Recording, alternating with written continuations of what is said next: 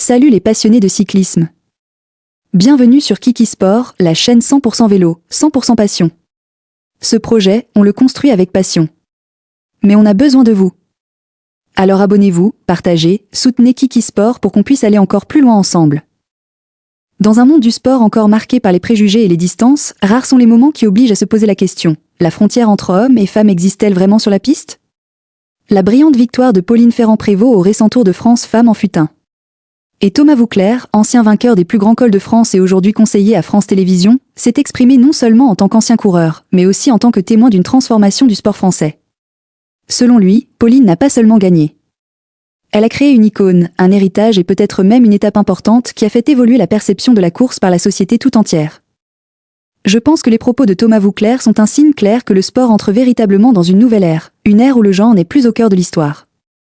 En tant que cycliste de longue date, j'ai rarement vu une victoire féminine aussi naturellement perçue qu'une victoire masculine, comme Voeckler vient de le démontrer. Son refus de comparer Pauline Ferrand-Prévot à Bernard Hinault ou Jeannie Longo ne vise pas à éviter le débat, mais plutôt à justifier sa victoire. Et je suis d'accord, quiconque aime vraiment le cyclisme comprendra que la victoire de dimanche n'était pas seulement un titre, mais une déclaration. J'ai été particulièrement frappé par sa déclaration. Aucun Tour de France n'est plus grand qu'un autre. C'est simple, mais puissant. Cela m'a fait penser à toutes ces jeunes filles qui font du vélo tous les jours, non pas pour rêver de devenir la version féminine d'une légende masculine, mais pour devenir elles-mêmes des légendes. Pauline n'est pas une Hinault au féminin, elle est elle-même et c'est déjà bien. J'ai été très touchée par la façon dont Thomas Voeckler a parlé de Pauline Ferrand-Prévot non pas comme une athlète, mais comme une icône culturelle.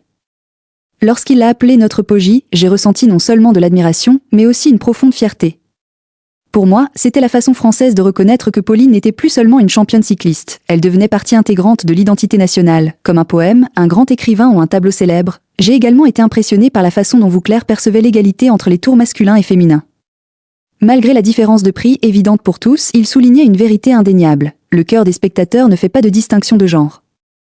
4,4 millions de téléspectateurs en moyenne, 7,7 millions à l'arrivée et 41,2% de part d'audience. Ce ne sont pas des chiffres sympathiques pour une course féminine. C'est un véritable intérêt. C'est la preuve que Pauline et le Tour de France Femmes touchent des spectateurs d'une profondeur différente. Je crois qu'à ce stade, la question la course féminine est-elle égale à la course masculine est devenue obsolète. Lorsqu'un athlète peut émouvoir un pays entier, captivant des millions de personnes à chaque tour, la question n'est plus celle du genre, mais celle de la valeur. Et Pauline, de toute évidence, apporte une valeur dont la France peut être fière. Pour Thomas Voeckler, la victoire de Pauline Ferrand-Prévot ne se limite plus à un titre sportif conventionnel. C'est une affirmation de stature, une déclaration que ce qui se passe au Tour de France Femmes est à la hauteur, voire au-delà, de ce que nous célébrons au Tour de France masculin. L'affluence ne ment pas, tout comme l'émotion qui envahit le cœur des supporters.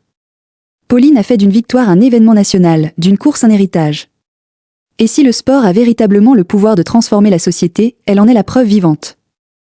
Sommes-nous prêts à voir une victoire du Tour de France Femmes non seulement comme un exploit sportif, mais aussi comme une icône culturelle aussi émouvante, voire plus, que le Tour de France masculin? Merci d'avoir regardé cette vidéo. Si tu as aimé, pense à t'abonner, liker et partager. On se retrouve très vite pour une nouvelle aventure sur Kiki Sport. À bientôt!